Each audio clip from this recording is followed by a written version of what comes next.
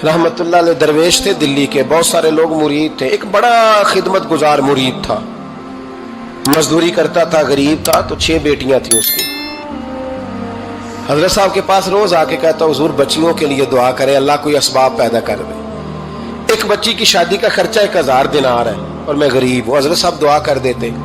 खानका शरीफ के थोड़े ही फासले पर, हजरत जहां बैठ के मुरीदों की तरबियत करते थे, उससे थोड़ा ही फासले पर ना एक ईसाई रहता था, बड़ा मालदार था, बड़ी सारे ऊंट, गायें, भेड़, बकरियां रखी हुई थी और हजरत शरफुद्दीन रहमतुल्लाह अलैह की बड़ी मुखालफत करता था। और ये जो आपका गरीब मुरीद था, ये उसका पड़ोसी था। एक दिन बुला के ना उनको कहने लगा कि तू किधर जाके जो है वो टकरे मार रहा है, वहां तुझे कुछ नहीं मिलने वाला। वो तुझे क्या देंगे जिनकी खानका खुद चंदे पे चलती है, मदरसा चंदे पे चलता है, मस्जिद चंदे पे चलती है, तेरी बेटी का मामला कहां हल होगा? तो उस दरवेश ने कहा कि तू मेरे पीर को नहीं जानता, तू अजय मेरा महबूब नहीं डिठा, तो पता नहीं ना, तू इस रस्ते का मुसाफिर नहीं, तू नहीं जानता, उनका बस चले ना तो वो हर कीमत में मेरी बेटियों की शादी करा दे। अब वो ईसाई था, कहने लगा अच्छा चलो ठीक है, अगर इतनी बात है ना तो जाओ उनसे जाके कह दो कि 6 साल के लिए मेरे साथ मुआहदा कर लें, वो मेरे जानवरों को चारा डाल दिया करे, 6 साल ड्यूटी करे, मैं 6000 दिनार दे देता हूं। वो मेरे साथ 6 साल मेरे जानवरों को चारा डाले रखते हैं ना, अब चारा डालने के लिए एडवांस पैसे दे के। अब तो लोग उन्हें भी गुलाम ही बना लेते हैं, बड़ी थोड़ी तनख्वाह देते हैं, जुल्म करते हैं, पूरा मुआवजा नहीं देते। हजरत शेख शरफुद्दीन के बारे में वो कहने लगा, जब अपने पीर से जाके कह के मेरे जानवरों को 6 साल चारा डाले, मैं 6000 दे देता हूं, तू जो कहता है हर कीमत पे जाने को तैयार है। उसने जब ये बात की तो मुरीद ने नाराज हो गया, वो लड़ाई हो गई, गिरबान पकड़ लिया, झगड़ा हुआ, बात बड़ी दूर गई। इस तरह की बात करता है मेरे हजरत के बारे में, तेरे जैसे कई मैं वहां काम पे रखा दूं। जब वो बड़ी बहस हुई, बात मोहल्ले में, इलाके में फैल गई, दुनिया ने सुन ली, तो शेख शरफुद्दीन तक भी पहुंच गई। इस तरह झगड़ा हुआ है। लोग सो गए इशा की नमाज के बाद। हजरत साहब ने ना सर पे कपड़ा लिया, उस ईसाई के दरवाजे पे दस्तक दी, वो बाहर आया, फरमाने लगे लोग तो सोच समझ के मुलाजम रखते हैं, तूने भी तो सोच ही लिया होगा, तभी तो मुझे ऑफर की है। तू अपनी ऑफर पे कायम है? वाकई मुझे रख लेगा और 6000 दिनार दे देगा? कहने लगा जा बाबा काम कर अपना। फरमाया नहीं, तूने इतने लोगों में बात की, इतनी बहस हुई, तो कायम है? कहने लगा मैं तो कायम हूं, पर आपने नहीं कायम रहना। फरमाया मैं सोच समझ के आया हूं। उसने कहा आप ड्यूटी करेंगे, भैंसों को चारा डालेंगे? फरमाया एक शर्त, बस जब अजान हो जाए ना तो मुझे रब की नमाज पढ़ने की इजाजत दे देना, बाकी सुबह शाम जो तू कहेगा। अगर उस गरीब की बेटियां ब्याही जाए तो मुझे और क्या चाहिए? उसकी 6 बेटियों का बोझ है उसके सर पे, तू मुझे रख ले। अल्लाह अकबर। वो कहने लगा चले पे मेरे साथ खते बंदगी कर ले, आजकल हम स्टाम करते हैं, उस जमाने में खते बंदगी होता था, गुलामी का खत, काजी शहर के पास, यानी उसका ख्याल था कि चलो स्टाम की बात करूंगा तो भाग जाएंगे। फरमाया चल मैं तैयार हूं। काजी तक गए, तय हो गया, 6000 दिनार दे दिए। हजरत ने मुरीद को बुलाया, फरमाया पुत्र ये ले जा, जा मेरी बेटियों को रवाना कर दे।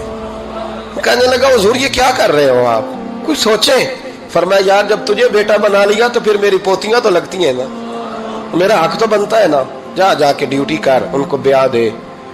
बात फैल गई। बादशाह भी अकीदतमंद था, वो 12000 दिनार लेके पहुंचा।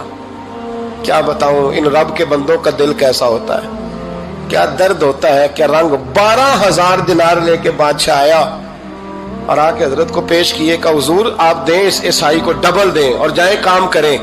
आप फरमाने लगे तू पैसे दे, शर्तें ना लगा, मेरा जहां दिल करेगा मैं खर्च करूंगा, मुझे तो मजा ही अब आने लगा है, अभी तो लुत्फ आ रहा है, अभी तो जायका आया है कुछ करने का, पैसे देने हैं तो दे, पाबंदी ना लगा, जहां मेरा दिल करेगा मैं। उसने कहा हुजूर ठीक है रख ले।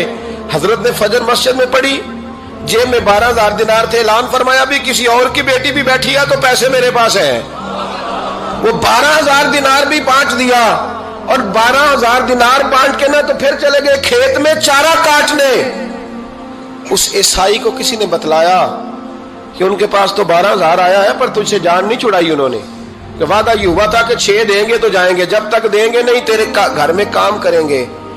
वो ना चारा काट रहे थे, हजरत साहब तो वहां पहुंच गया, दूर जाके खड़ा हो गया, कहने लगा बाबा پہلے تو میں نے مسلمانوں کے اخلاق سنے تھے، اب تو میں نے دیکھ بھی لیے۔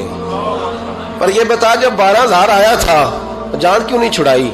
تو حضرت چارہ کاٹتے کاٹتے رو پڑے، فرمانے لگے تو نہیں نہ جانتا یہ بیٹیاں سانجھی ہوتی ہیں، پتہ نہیں نا؟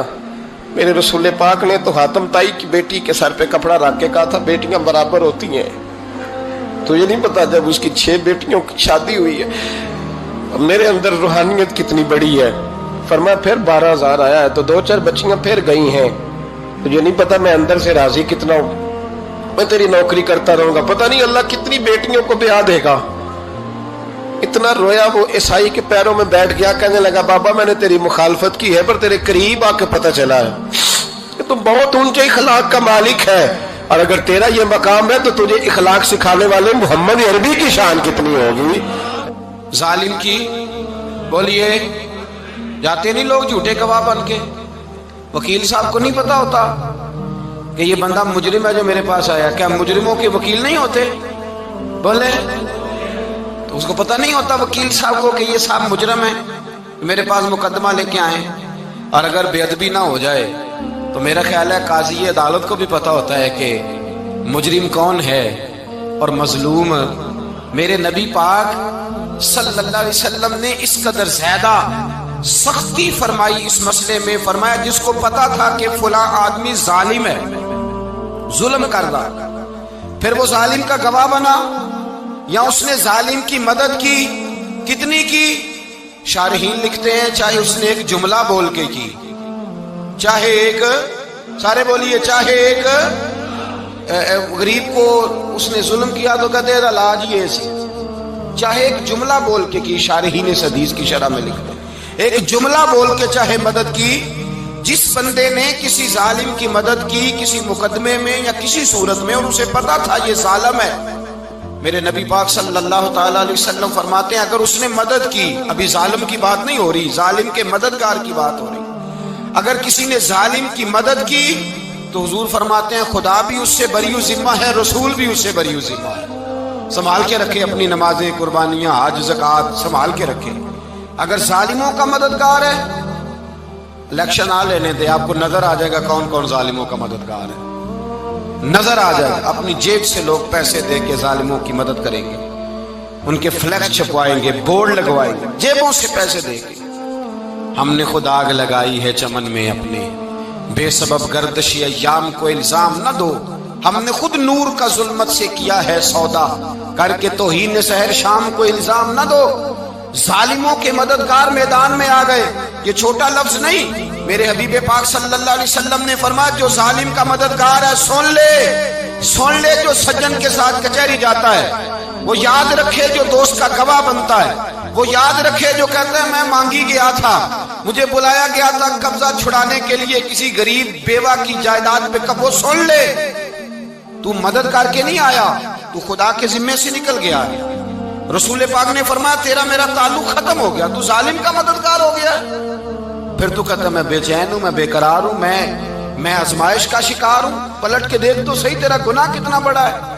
میرے نبی پاک صلی اللہ علیہ وسلم کا ایک اور فرمان سن لیں، ابن ماجہ ابو داؤد میں موجود ہے، اس حدیث کو آپ نے یاد کر لینا ہے، کر لیں گے انشاءاللہ، سارے کہیے انشاءاللہ، کر لیں گے یاد۔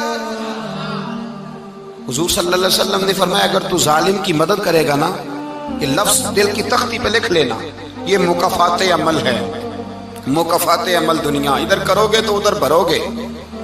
فرمایا اگر تو کسی ظالم کی مدد کرے گا، سن لے حضور کا فرمان ہے، اگر تو ابن ماجہ ابو داؤد سیاہ میں موجود ہے، فرمایا اگر تو کسی ظالم کی مدد کرے گا تو رب تعالیٰ مرنے سے پہلے تیرے اوپر بھی ظالم کو مسلط کر دے گا، تیرے اوپر بھی ایک دفعہ ظلم ضرور ہوگا اگر تو ظالم کی، وہ کسی صورت میں بھی ہو سکتا ہے، کسی صورت میں بھی تیرا بیٹا ہی اٹھ کے ظلم کر دے گا، تو الجھ جائے گا، کسی نہ کسی جگہ تیرے لیے تباہی کا سامان ہوگا، تیرے اوپر ظلم ہوگا، اس لیے کہ تو ظالموں کا مددگار ہے۔ چاہیے یہ تھا کہ تو مظلوم کی مدد کرتا، انسانی ایمانی یقین کا فریضہ سر انجام دیتا، تو ظالموں کا مددگار ہو گیا۔ ٹٹول کے دیکھ لیں، رزلٹ نکال کے دیکھ لیں، ہمارے زمانے میں ظالموں کے مددگار زیادہ ہیں، اتنی لمبی زبانیں نکال کے ظالموں کی مدد کرتے ہیں، بڑے بڑے کالم نویس اللہ نے انہیں قدرت دی لکھنے کی تو اپنا قلم ظالموں کی مدد میں خرچ کرتے ہیں.